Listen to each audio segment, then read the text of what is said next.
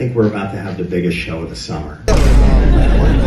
Safe to say, The Idol is not the summer show Sam Levinson imagined it would be. I'm sure most of you know about the TV show and the problems that came along with it. The original writer and director Amy Seimetz left the project for a few reasons, mainly the difference in opinion on how much of the scope of the show will be focused on the female lead. The exit was sudden as 80% of the show was finished. The Weeknd felt that the show was a bit too much driven by the female perspective. That very notion is insane to me, as the show is called The Idol. Obviously, the idol in this universe should be the focus of the show, and guess what? The idol in the show is a woman, hence the female perspective. So the show started with about a $75 million loss. Not a great start for an HBO show, but this would never have been a good start with these two showrunners at the helm. I've never watched Euphoria, so I don't have to have the same introduction as everyone else to this man. I have watched Malcolm and Marie though, which I absolutely despise. Well, what was the result of this disaster of a project? The show ended last week, so I have some time to gather my thoughts, and I believe I can make it short. Quick plot synopsis: The Idol is about a pop star who has a rough year with the passing of her mother. She finds a club owner that gives her inspiration through submissive culture. This club owner is presented as a cult-like figure, as he has followers that are all musicians that fear him. The show has an excellent cast. Lily Rose Depp sells the Britney-like figure. Also, you stupid people, this is definitely not supposed to be Selena Gomez and your grand theory that The Weeknd is straight up evil. We can come up with better criticisms, I promise. She can display plenty of different emotions ranging from abused daughter to powerful pop figure. She is not the problem with this show. Rachel Sennett is hilarious, but also pretty innocent. She plays the friend that's main characteristic is loyalty well. She's kind of the blank canvas character where she reacts how we would react to the situations being shown. Eli Roth's character is terrible, no highlights whatsoever. Says some of the most painfully annoying lines ever, which I know it isn't his fault, but it's so distracting coming out of Eli Roth's mouth. I'm not in the mood for the Jew shit today, Chaim, not today. 17 retards and 200 journalists, that's a walkout. Are we at fucking Hunter Biden's house? What the hell is going on here?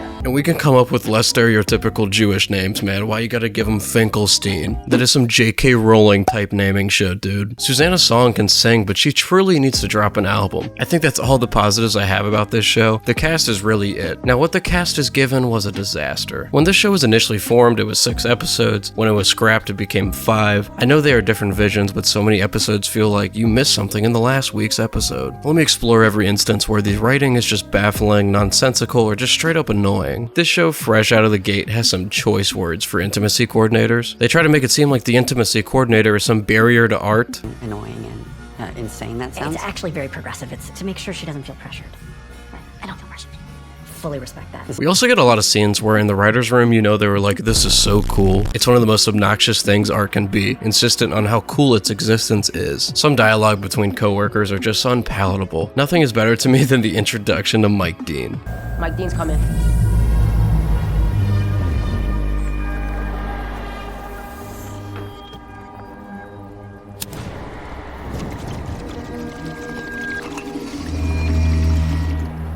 Motherfucking Mike Dean.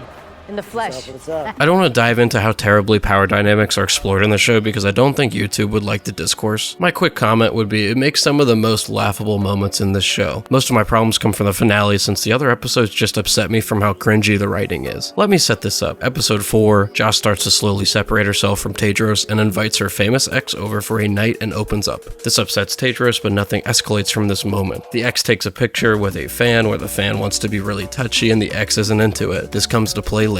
The next episode, the finale, there's instant conflict as she just already acts like she told him off. Without any more scenes, it's just been escalated to trying to escort the man off the property. To the viewer's knowledge, we didn't learn anything new. I was so confused because I thought maybe they'd allude to what happened, but nothing happened. Later it's discovered that Tedros set up a false accusation to the ex to ruin his life, using his cult-like posse as witnesses. This is not revealed to Jocelyn yet, and she is already acting like this was maybe revealed to her. When they mentioned the accusation, I thought it was going to be revealed that she already knew this was going on, and that's why she was so mad. It's just another moment where we feel as if we missed an episode. This isn't making the audience infer between the lines, this is jumping planet-sized gaps. When a finale is over, you can go over the show and look at what mattered or why a plot point was presented. Maybe something was done to give us character context or to show how someone would react to a conflict. I can't tell you if a show has made me say, what was the purpose of blank scene more? There is a showcase in this episode that takes like 30 minutes. The way it is shot shows this scene is really intense and you think it's going to end in conflict.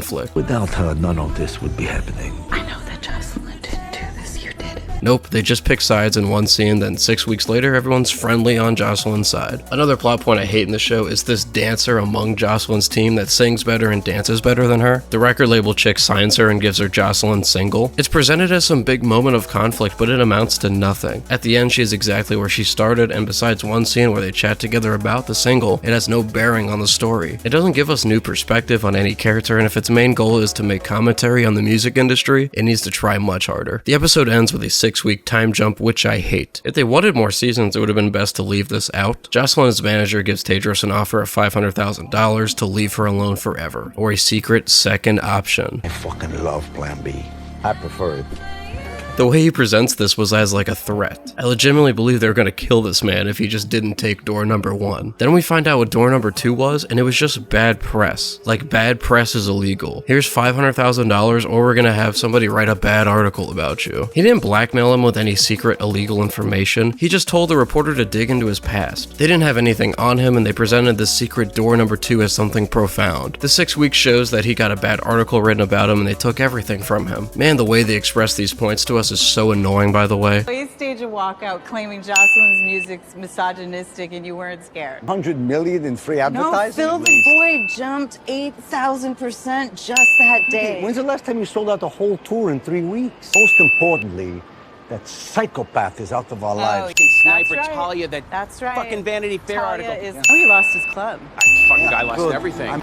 Fucking Holly saw a thing on TMZ, the IRS is going after him now. My main problem with the show is what it's trying to say about the characters come the finale. Sam Levinson calls Tedros the victim. Yes, the victim is the guy who's been to prison before, essentially for pimping, who conjured up this plan to meet Jocelyn, and has a cult-like posse that has been pitched to us since the beginning as people who fear him. Yes, this is the victim of the show. This guy used a shock collar for memes at one point, by the way. Then they're going to turn this show into actually Jocelyn was playing him the whole time. I absolutely reject this, even if it's the purpose by the writers. Why would she be doing this? She planned to meet Tedros? No. A guy came into her life, and once she found out that he coordinated a way to meet her, she distanced herself from it. They have this whole reveal that her mom really wasn't even abusive, and she made it up for personal gain, I guess. This show portrays her mom as someone close to her regardless, and she has a breakdown calling for her mom during one of the music video shoots. Abused or not, she was not in control as much as the cast and writers are telling us. I'm sorry, you can't tell me what the goal was when writing it. It doesn't make it true with the end product. I will not believe that this show was taken from the original writer just to make her some evil master manipulator the whole time, when she is obviously the more innocent party. A better show could have communicated their message better. Someone bring me one point of why she would have any incentive to make this her master plan. Why would she get involved with a sketchy criminal for personal gain? She didn't know about the artist he was hoarding. The end of the show is her embracing him and showing him to the world. People read this as he is under the spell now. No, you idiots, this isn't a loss for this guy by any means. The loss would have been him being out of her life completely. It just makes no sense. I'm looking forward to watching Euphoria now because if it's anything like this, it's worth a conversation. I'd rate this show like a 3 out of 10 purely from the cast. We got round 2 of The Weeknd coming soon, but Trey Edward Schultz is an actual director, so who knows, maybe it's good. Good me. Quick, low-hanging fruit. The Weeknd is bad at acting. Yes, we understand this. Here are some funny clips. Fucking TikTok obsessed